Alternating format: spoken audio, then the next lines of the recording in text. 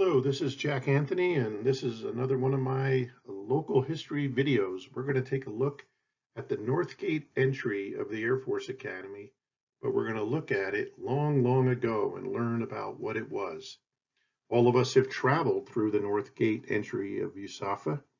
Did you know that in 1870s, the community of Husted was located just south of the bridge we cross?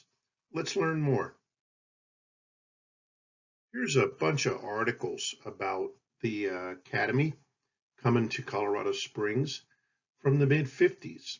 As you can see, the articles portray that the town was there and it was being replaced by the Academy. Well, that isn't exactly true. The town was mostly gone, but there was some remains of it there. And these articles give some insight as to what they were reporting.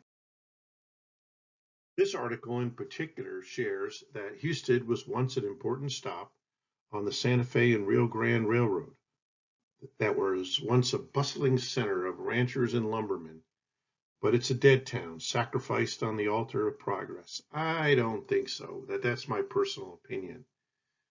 There was very few buildings left, and uh, the town was pretty much gone. It goes on to say just north will be the main entrance to the Air Force Academy.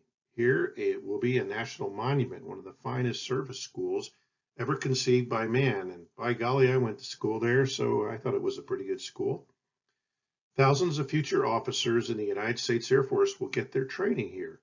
They won't know about Houston and they won't care. Well, when I did my second teaching tour there, 2009 to 2013 in the astronautics lab, all my cadets knew about Houston, so I really let them know about this long ago community. Okay, so along the trail, the New Santa Fe Regional Trail, there's this little sign on display, and it hints of a ghost town that's there, but you can't see it. It was Houston, but now you're going to learn more about it. Let's take a look at what the North Gate was. This aerial view of the Academy area is very interesting, and I'm going to use the illustration pen to try to point out some things about what you're looking at. Okay, here goes. See this road here? I just made a mark on it. That is what would be I-25. Okay, see this right here? That's Eagle Peak. This ridge right along here, exactly right in there, is where they built the cadet area. Now, check this out. Nice flat area here. We're going to learn about this ranch where I'm drawing the circle. That would become the cadet athletic fields, and the North Gate road up to the cadet area would pretty much come like that. So I hope that points out a little better where modern day things are. Over here is where the community of Houston was, and there was some homes over here too. All right, I hope I didn't mess the drawing up too much, but now you know what you're looking at. Okay, here is the entryway to the Academy being built in 1958. And today in 2020, if you go up on I-25 by Northgate, you'll see once again they're doing a whole lot of construction. Let's see what we have here. Up here is the cadet area. You can see it being built. This is Cathedral Rock. There's the road coming down just as it does today. And this right here is where the Western Mining Museum is. So that's really neat. But you can see all the construction they're doing. Let's take a little peek at the area to the south. So now this is the original North Gate of the Academy. This is the guard shack right here, and this little road is how they would come onto the Academy, turn here, and cross the tracks. Now, if you look all along here, you're going to see railroad cars, and right here is a concrete processing area. This is where the concrete was made to make the Air Force Academy, the cadet area. And if you look up here, you can see the beginnings of the construction. So this was May 1958, and they were really going to town, making the concrete to build the Air Force Academy. All this area here is where Houston was, but because of the concrete processing plant, there was pretty much stuff was obliterated. There is some homes and foundations of homes in the hills here that I've discovered in my exploration. Okay, so in this map, we see where Houston was. And there it is, right there. And all these little dots in there, right there, are houses and stuff. You can see the two railroads coming through, Denver Rio Grande, built in 1871, and the Santa Fe, built in 1887. So Houston was a railroad town. This should look familiar. This is the built in 1894 Reynolds House just outside the North Gate, and it's over by the Western Mining Museum. And they're refurbishing it, actually. So they're making it into a historic site. So, but that is a Houston house. It's the only one that remains.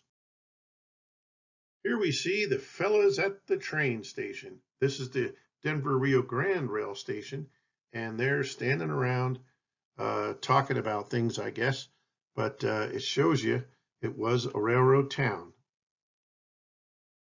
This is the railroad station on the Santa Fe Railroad. You see, Houston began with workers and families who in 1871 helped build the Denver Rio Grande station and railroad. The company built the station, section house, and used old boxcars for employee housing. Houston also included an engine house where helper locomotives were stationed, and they would pull or push trains up the grade 10 miles north to Palmer Lake. These buildings you see here were put together in 1887 when the Atchison, Topeka, and Santa Fe Railroad was built. So now you know more.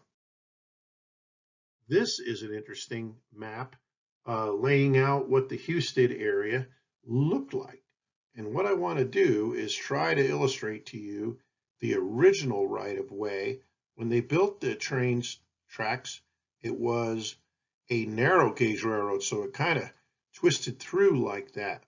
But when they went to standard gauge, it didn't have the twists. It was more of a straight shot. And so there were many buildings, railroad buildings, and things like that. This is Kinner's store. It was on the road from Colorado Springs to Denver. And that man you see right there is Jerome Kinner. And these are gravity-fed gas pumps, and that's a pretty nifty car. And this is where you could get a drink, fuel up, and on your way to Denver or back to Colorado Springs.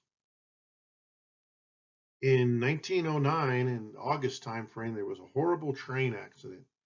What happened was, through Houston, on the Denver Rio Grande and Santa Fe, it was single track.